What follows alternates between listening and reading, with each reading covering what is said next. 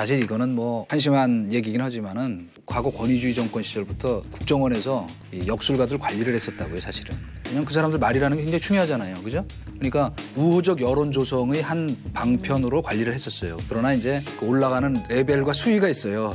행정관이 보는 보고서가 있고 수석이 보는 보고서가 있고 대통령한테 직접 가는 보고서인데 그거는 극히 다른 채널로 전달하기 때문에 그런데 이런 얘기가 막 들어가지는 저는 않는다고 보고요. 거기에 뭐 편철 파일에 그게 나왔었다고 해서 뭐 그게 대통령 책상까지 가는 일은 제가 알기로는 없어요. 심기관리용 보고서로 딱 좋을 것 같은데요, 보니까. 아니, 그러니까 재밌자고 하는 얘기인데. 그러니까 올라갔을 것 같아, 제가 볼 때. 근데 궁금한 게 2013년에 박근혜 대통령 당선 첫 해잖아요. 시중 역술인들의 새해 국군 전망이라고 이제 올라간 그 보고서를 보게 되면 내용이 너무 재밌거든요. 대통령은 언 땅에 꽃을 피우는 사주로 대운이 오면서 국군에도 영향을 미칠 것이라는 예언이 이제 다수였고요. 그다음에 재작년부터 들어오기 시작한 대운이 2014년부터 강해질 것이다. 이렇게 얘기를 했고요. 궁금한 건 이겁니다. 2010년 말 이명박 정부 시절이거든요. 이명박 대통령은 천운의 힘을 받으며 국군 상승을 이끌어 나갈 것으로 전망이 된다. 대통령 이름을 풀이하면 겸손한 덕을 상징하는 지산겸의 개와 건실하게 자신을 향상한 것을 나타내는 지풍승이 나온다. 이렇게 돼 있는데 무슨 말인지 나도 모르겠는데. 수석님 혹시 이 보고서 보셨어요?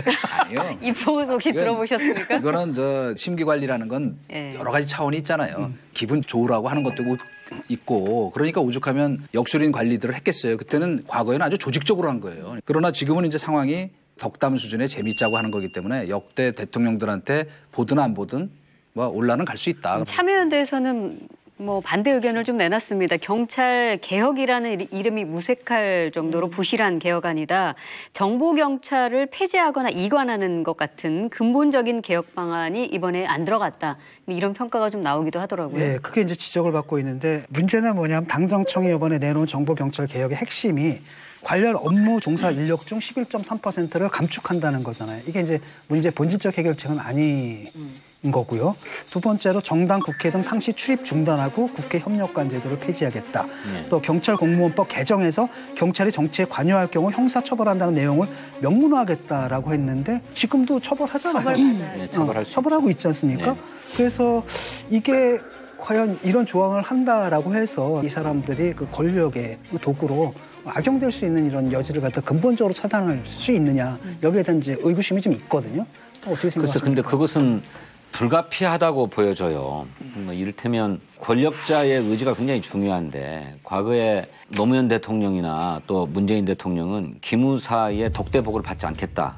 또 국정원도 이를테면 그런 보고들을 못하게 하고 그래서 최고 권력을 가지고 계시는 대통령이나 또 청와대가 그런 불법 정보들을 요구하지 않아야 되죠. 그런데 그거 외에 정보경찰의 기능과 역할이 필요하다고 하는 점들을 인정한다면 그런 불법이나 일탈을 어떻게 제도적으로 차단할 수 있겠습니까?